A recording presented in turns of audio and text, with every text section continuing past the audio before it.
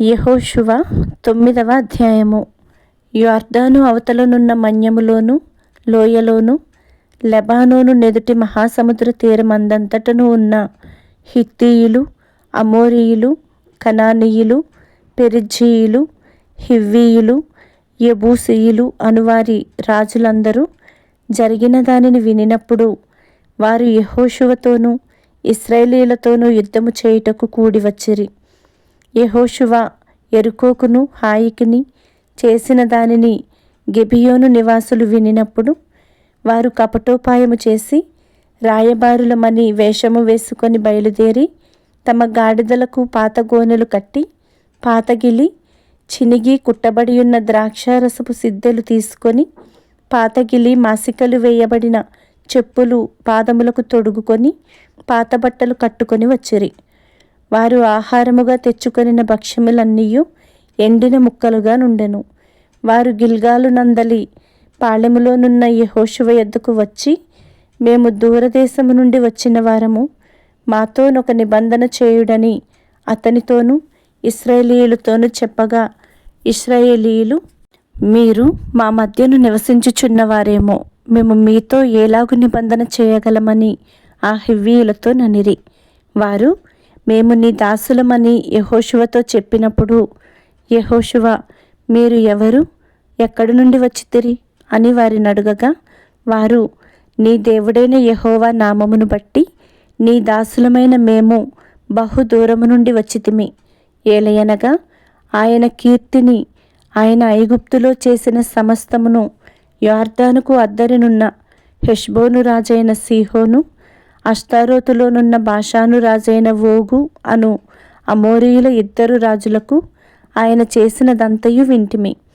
అప్పుడు మా పెద్దలను మా దేశ నివాసులందరూ మాతో, మీరు ప్రయాణము కొరకు ఆహారము చేత పట్టుకొని వారిని ఎదుర్కొనబోయి వారితో, మేము మీ దాసులము గనుక మాతో నిబంధన చేయుడి అని చెప్పుడి అనిరి. మీ యొద్దకు రావాలనని బయలుదేరిన దినమున మేము సిద్ధపరచుకొని మా ఇండ్ల నుండి తెచ్చుకొనిన మా వేడి భక్ష్యములు ఇవే. ఇప్పటికీ అవి ఎండి ముక్కలాయను. ఈ ద్రాక్షారసపు సిద్దెలను మేము నింపినప్పుడు అవి క్రొత్తవే, ఇప్పటికీ అవి చినిగిపోయెను.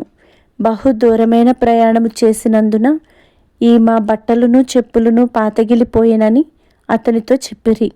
ఇశ్రాయేలీయులు యెహోవా చేత సెలవు పొందకయే వారి ఆహారములో కొంత పుచ్చుకొనగా, యెహోషువ ఆ వచ్చిన వారితో సమాధానపడి వారిని బ్రతకనిచ్చుటకు వారితో నిబంధన చేసెను.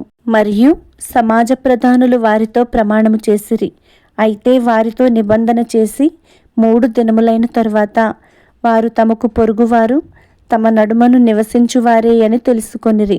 ఇశ్రాయేలీయులు సాగి 3వ నాడు వారి పట్టణములకు వచ్చిరి.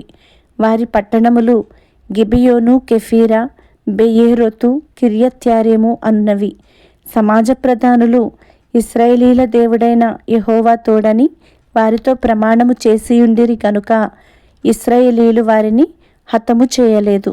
కాగా సమాజమంతయు ప్రధానులకు విరోధముగా మొర్రపెట్టి, అందుకు సమాజ ప్రధానులందరూ సర్వ సమాజముతో ఇట్లనిరి, మనము ఇశ్రాయేలీల దేవుడైన యెహోవా తోడని వారితో ప్రమాణము చేసితిమి గనుక మనము వారికి హాని చేయకూడదు. మనము వారితో చేసిన ప్రమాణము వలన మన మీదికి కోపము రాకపోవునట్లు ఆ ప్రమాణమును బట్టి వారిని బ్రతకనీయవలెనని చెప్పి వారిని బ్రతకనీయుడని సెలవిచ్చిరి.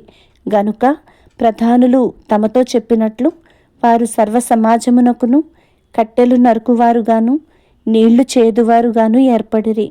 మరియు యెహోషువ వారిని పిలిపించి ఇట్లనెను, మీరు మా మధ్యను నివసించువారై యుండియు మేము మీకు బహు దూరముగానున్నవారమని చెప్పి మమ్ము నేల మోసపుచ్చితిరి.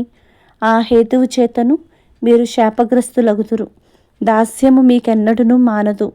నా దేవుని ఆలయమునకు మీరు కట్టెలు నరుకువారును నీళ్లు చేదువారనై ఉండక మానరు.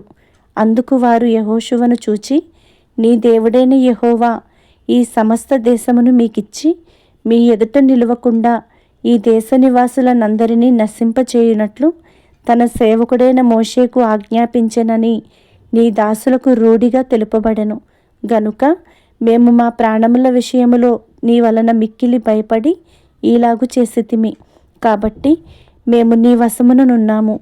మాకేమి చేయుట నీ దృష్టికి న్యాయమో, ఏది మంచిదో అదే చేయుమని యెహోషువకు ఉత్తరమిచ్చిరి. కాగా అతడు అలాగు చేసి ఇశ్రాయేలీయులు గిబియోనీయులను చంపకుండా వారి చేతులలో నుండి విడిపించెను. అయితే సమాజము కొరకును యెహోవా ఏర్పరచుకొను చోటున నుండు బలిపీఠము కొరకును కట్టెలు నరుకువారుగాను నీళ్లు చేదువారుగాను యెహోషువ ఆ దినమందే వారిని నియమించెను. నేటి వరకు వారు ఆ పని చేయువారై ఉన్నారు.